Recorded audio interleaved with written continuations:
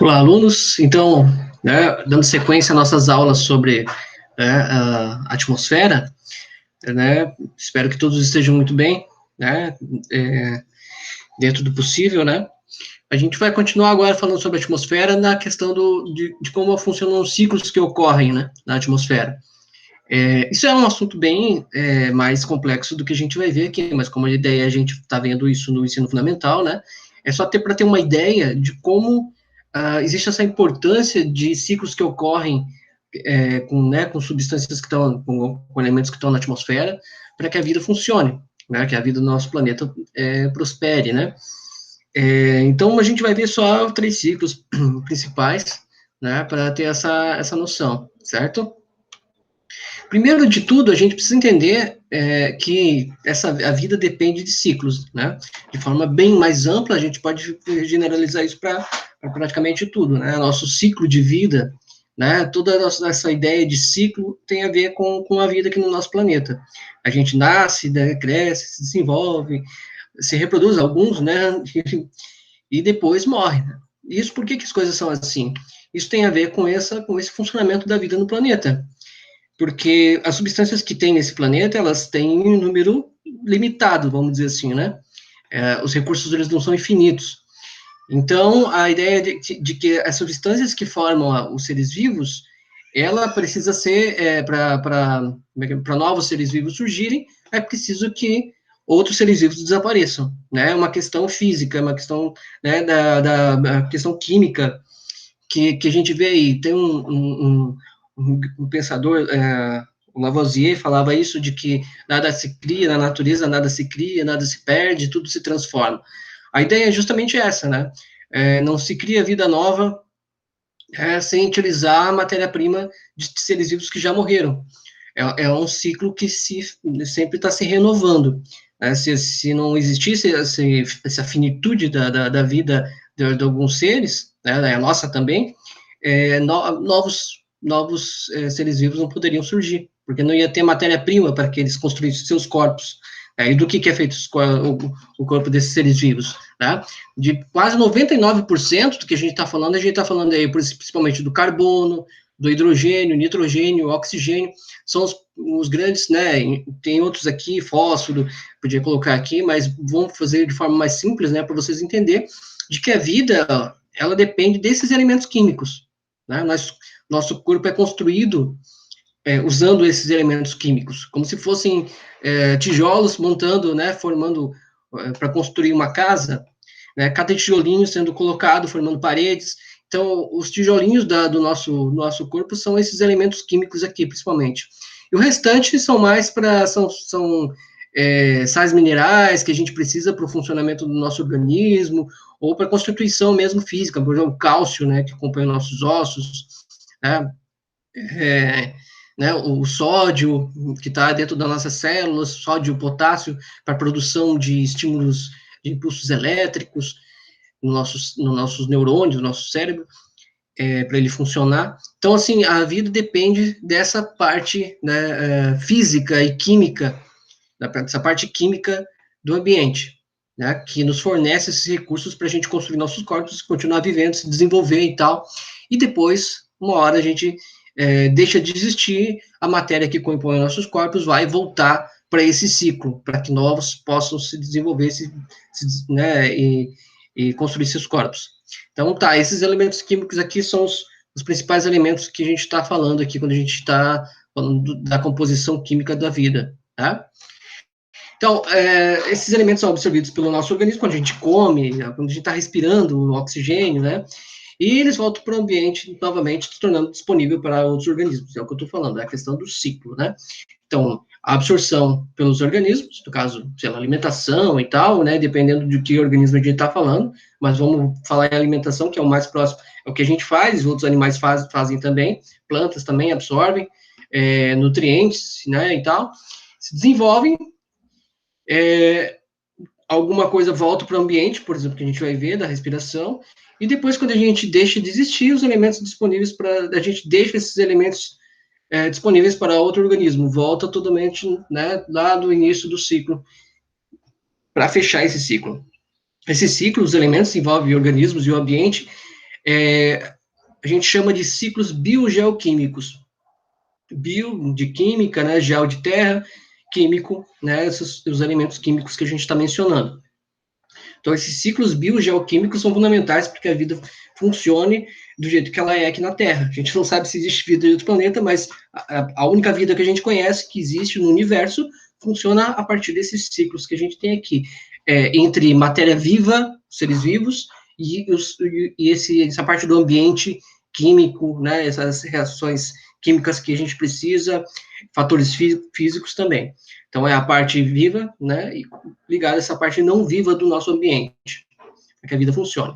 Vamos ver o primeiro ciclo aqui. O ciclo do nitrogênio, né, o nitrogênio é fundamental para a formação de proteínas, né, então é fundamental para a vida, né. A gente viu na aula passada que a composição química da nossa atmosfera é grande parte dela, 78%, feita de nitrogênio. Então, tem grande quantidade, tem um monte aí de tijolinhos para fazer proteínas, que são os tijolinhos para fazer os seres vivos, certo? Só que o nitrogênio, ele não pode ser absorvido direto. Por exemplo, a gente está respirando aqui. Estou respirando, as minhas células sanguíneas têm a capacidade de, com a ligação com as células sanguíneas lá, tem a hemoglobina, coisa que vocês vão ver depois, mais para frente, essa ligação do oxigênio com o ferro que tem na hemoglobina. Então, a gente absorve o oxigênio. O nitrogênio, ele entra e sai na nossa respiração sem ser aproveitado nada, né? A gente não aproveita ele dessa forma. Então, né, a gente vai ver como é que a gente utiliza esse nitrogênio. Essas proteínas que se formam utilizando o nitrogênio como base, a gente está falando aí dessas proteínas que estão nas nossas células. Por exemplo, a célula, nosso corpo é feito de células, as células da pele, células dos músculos, células do sangue, enfim, neurônios, todas as células do nosso organismo são como se a gente fosse um grande condomínio de células com diferentes tipos, formando tecidos específicos para cada função que tem no nosso organismo. Mas todas elas têm coisas em comum, né? Uma coisa que toda célula tem é a membrana plasmática, que é essa película, né, que envolve a célula, essa película que envolve a célula impede que o que está dentro da célula saia e coisas que ela não quer que entre acaba entrando dentro da célula, como se fosse uma barreira, né, uma bolinha de sabão, imagine. E do que ela é feita? Bom, lipídios, né, que vamos dizer assim, a gente está falando aí de gordura, e proteínas. Então, as proteínas compõem essa película que envolve a célula, a membrana plasmática. E a gente é feito de células, então a proteína é um dos tijolinhos fundamentais. E o DNA também é feito de proteína, o DNA que garante que as nossas células vão trabalhar do jeito certo, fazendo a coisa certa.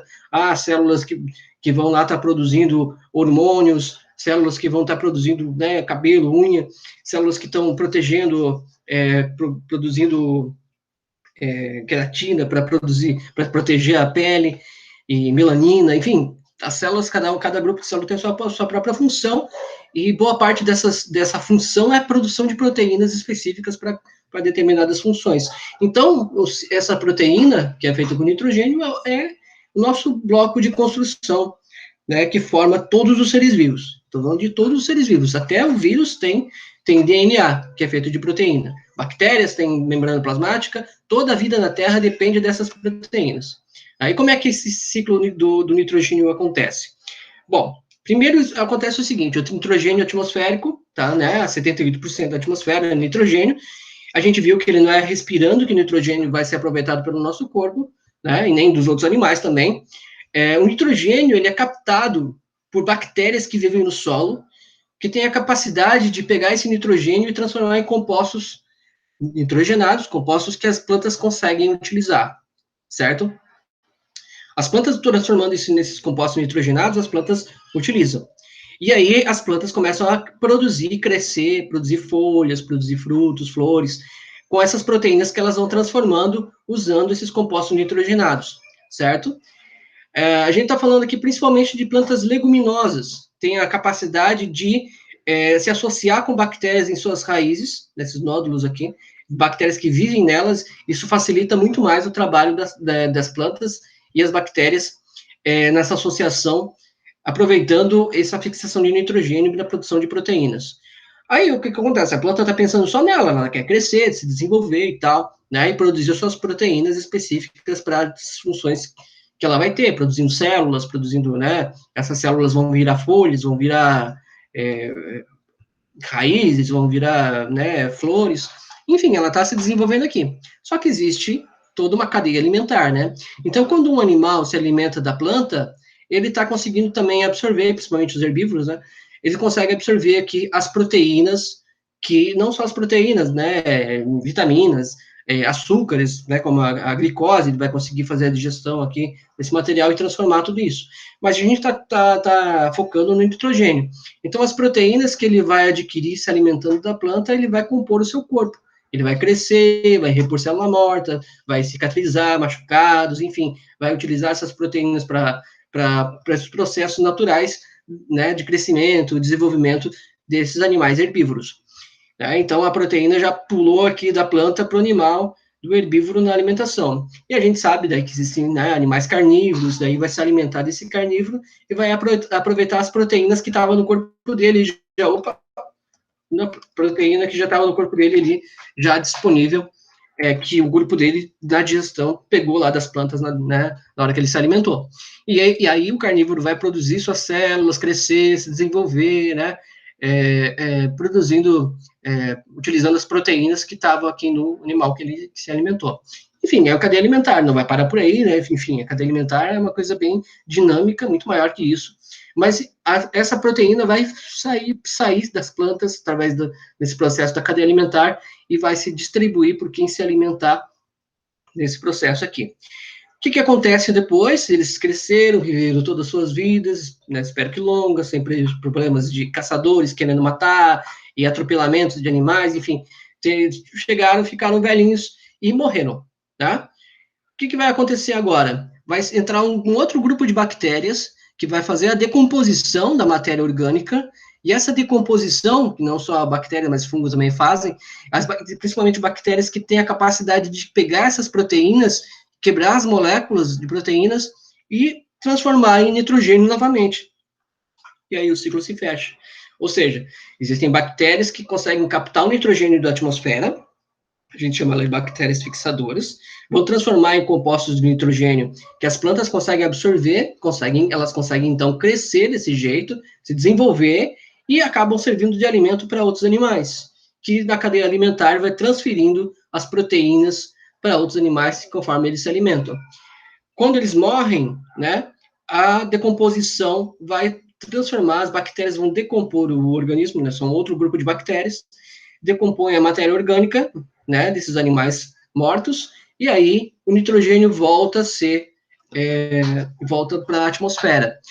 Para entender como é que se pensa essa ideia aí, é só você pensar como se fosse um joguinho de Lego, né? Você tem um joguinho de Lego, o nitrogênio seria pecinhas de Lego separadas, que estão na atmosfera, tem bactérias que conseguem juntar esses bloquinhos de Lego, formando outros compostos. As plantas pegam essas pecinhas já montadas e montam ainda mais, formando proteínas. E essas proteínas vão para a cadeia alimentar, conforme as plantas servem de alimento para outros animais e os carnívoros e tal. E aí isso vai compor o corpo dos animais como pecinhas montadas. As proteínas são essas pecinhas montadas. Quando os animais morrem, as outras bactérias têm a capacidade de desfazer essas pecinhas e desmontar o que foi montado. E aí isso volta para a atmosfera de forma original, como ela estava antes. E o ciclo se fecha, né? Então, esse ciclo do nitrogênio, né, é fundamental para que a gente tenha proteínas e possa desenvolver. Então, aqui, ó, só para ter uma ideia, quem são plantas leguminosas que têm essa relação com essas bactérias, com a fixação do nitrogênio? As leguminosas são todas que têm esse fruto em forma de vagem, que nem o feijão, ervilha, soja, lentilha, são leguminosas. E também o ingá, vocês já devem ter visto todos os tipos de ingá, ele tem uma vagem também. Então, ele também é uma leguminosa. Todas essas vão ter em suas raízes essa relação com bactérias capazes de fixar o nitrogênio no solo, né? Por isso que também existe uma rotação, muitas vezes, nas plantações. Por exemplo, você plantou feijão ou soja, depois você pode plantar depois de plantar o outro tipo de cultura, como milho, sei lá o quê, né? Voltar a plantar uma leguminosa, como feijão, ervilha, soja, faz com que volte a ter nitrogênio no solo, né? Então, é uma das técnicas feitas depois que a gente aprende que isso é importante para as plantas se desenvolverem, né? E também é importante vocês comerem alimentos que tenham essas proteínas, como o feijão, como, né, como a lentilha, para que vocês possam ter as proteínas para se desenvolver adequadamente, né? Agora vamos para o ciclo do oxigênio. Então, o ciclo do bom, o oxigênio, todo mundo sabe que ele é fundamental, né? Mas por que exatamente ele é fundamental? Para a gente respirar. Para a gente respirar é muito vago, a gente não entendeu direito, né? Por que ele é tão importante assim. É porque o oxigênio é o elemento fundamental para que a gente consiga produzir energia, junto com a glicose. A gente precisa de oxigênio e glicose para produzir energia. A glicose é como se fosse o nosso combustível. Para queimar esse combustível, a gente precisa do oxigênio também, senão a reação química não acontece, né? A glicose, o que é a glicose? A glicose é o açúcar que está no alimento. A glicose é o açúcar mais simples. É só o açúcar que bota lá no açucareiro, o açúcar que é tirado da cana de açúcar? Não. É todo tipo de açúcar. É o açúcar que está nas frutas, o açúcar que está no... Você comer uma feijoada, vai ter glicose lá, porque está lá na semente do feijão guardadinha a glicose. Você vai estar comendo, sei lá, um bife, né? A tua digestão vai pegar a gordura, vai começar a quebrar as moléculas de gordura até virar em glicose. É o combustível nosso e de todos os seres que respiram oxigênio. Inclusive as plantas também fazem esse processo, elas também respiram oxigênio, né? Elas fazem aquela fotossíntese lá, que vocês devem ter aprendido já, mas elas também precisam, ao mesmo tempo, pegar oxigênio para gerar energia e continuar viva, continuar fazendo, né? Senão ela morre sufocada igual.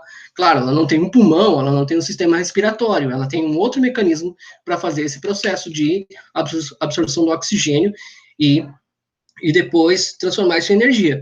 Mas depois de dentro das células, a coisa é muito parecida, de uma planta e do ser humano, a reação química que acontece dentro das células é praticamente igual, né? Então, assim, vamos pensar o seguinte, né? Vamos voltar aqui um pouquinho, quero mostrar a célula de novo. Imagine só, essa aqui é a célula, né? Tá pequenininho, eu sei, mas dentro tem o núcleo onde está o DNA e tem várias outras coisinhas lá. Dentro dessas coisinhas dentro da célula existe um negócio chamado mitocôndria. Mitocôndria é como se fosse um serzinho à parte que vive dentro das nossas células e das plantas também, e dos protozoários, enfim, todos os seres que respiram oxigênio. Daí a gente vai ver lá que são eucariontes, outra coisa que a gente vai ver para frente.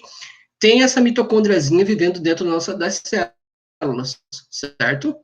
Essa mitocôndria aqui, que está o desenho dela aqui, ela tem a capacidade de pegar essa glicose que chegou da nossa alimentação, ou a planta que fez fotossíntese e produziu glicose, pegar mais o oxigênio, aí vai acontecer uma reação química lá, de estilo de combustão, né? E ela vai gerar energia. Essa energia para a gente continuar fazendo nossas atividades, continuar vivo, né? Qualquer ser vivo, a planta também faz a mesma coisa.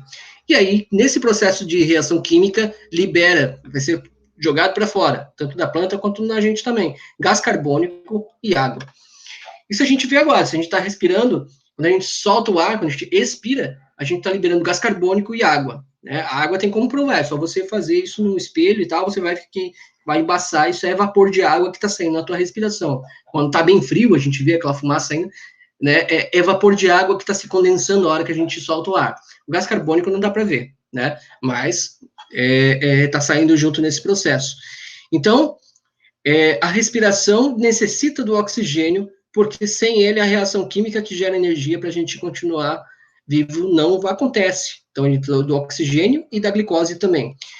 Mas e a diabetes, a glicose no sangue e tal? Né?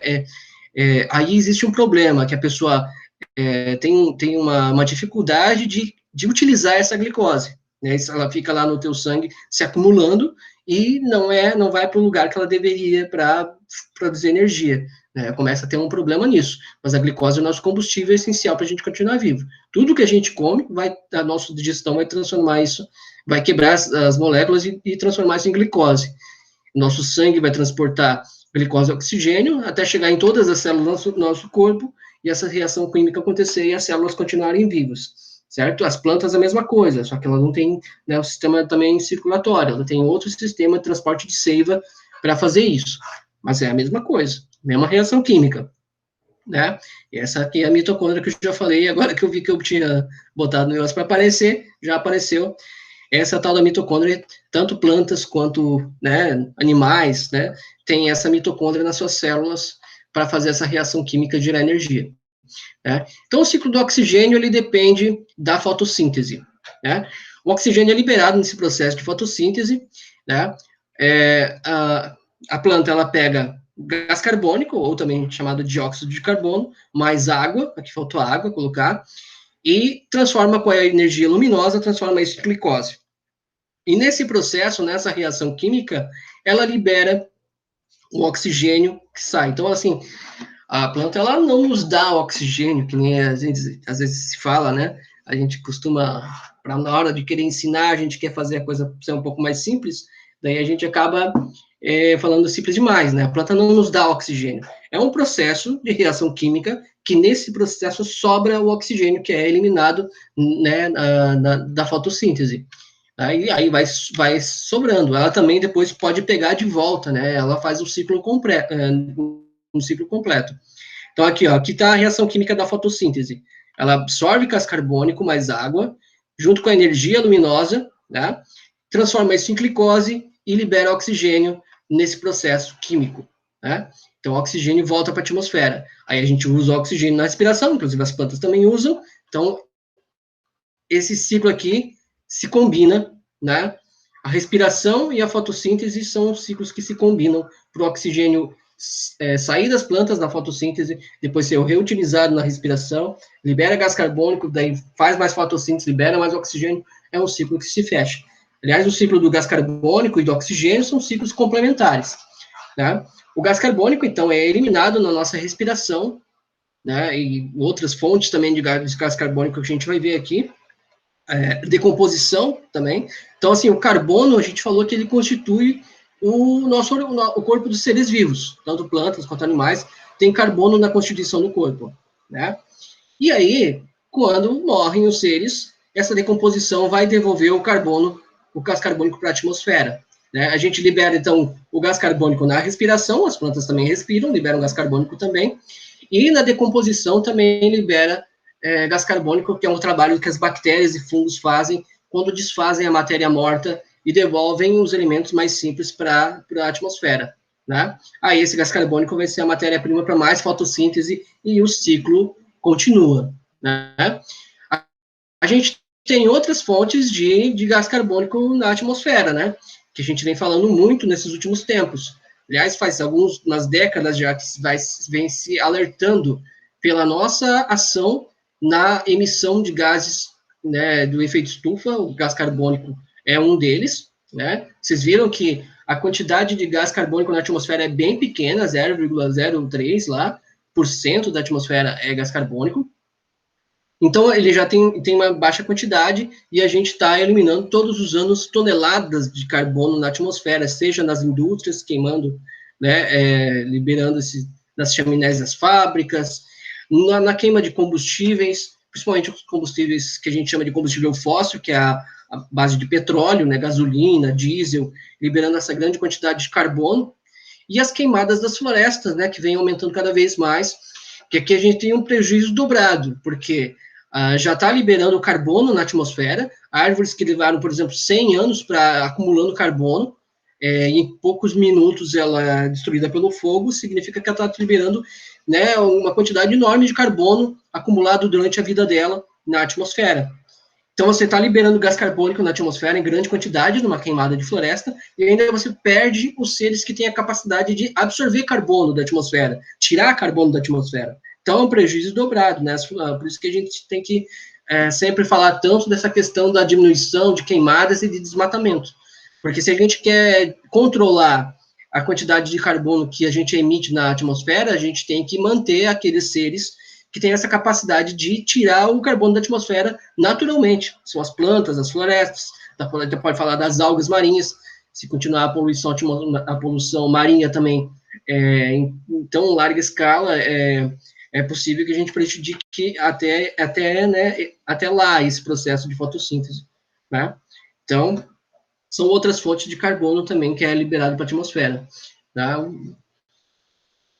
O ciclo da água também faz parte. A gente já estudou o ciclo da água, mas só para dizer para vocês que ele acontece na atmosfera, né? Afinal de contas, a gente está falando ali da evaporação, vira gás, vira vapor de água, depois se precipita em líquido e tal, e volta para os rios e, né, e fontes subterrâneas até voltar, às vezes, para o oceano ou evaporar mesmo nos próprios continentes, voltando para o estado gasoso e líquido, fechando esses ciclos.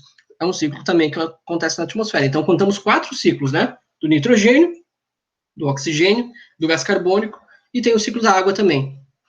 Eu vou pedir um trabalho para vocês depois, mais para frente, por isso que eu estou contando. Então, todos esses ciclos acontecem na nossa atmosfera, e muitos outros, né? A gente pegou só os principais. E sem esses ciclos, a vida não acontece. Só que eles não estão acontecendo separado. Ali agora vai acontecer o ciclo do gás carbônico. E lá vai acontecer o do oxigênio. Acontece tudo junto ao mesmo tempo, tudo junto misturado. A gente está falando de vários ciclos acontecendo aí na nossa atmosfera o tempo todo, que é o que mantém a vida funcionando, certo? E a vida, então, depende desses ciclos para funcionar. Espero que vocês tenham entendido, né? A aula, que bem para ser bem rápido e simples, certo? É isso aí, então. Até a próxima aula.